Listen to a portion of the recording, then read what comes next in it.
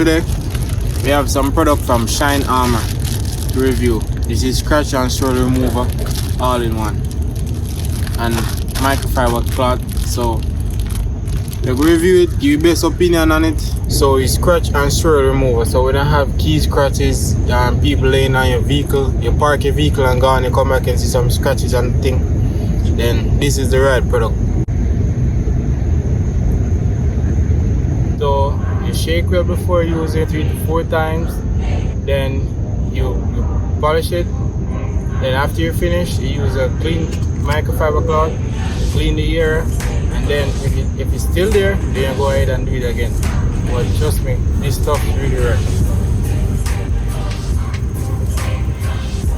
So medium pressure, apply it to it.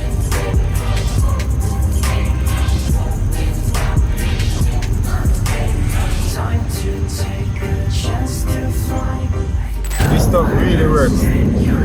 Shine Armor did a good job on this because it actually works. All the scratch, and you have 3 steps, you can do it like 3 to 4 times, and I only did it 2 times. So now you know it's actually works. Shake well before using, apply 3 to 4 times, then you polish it.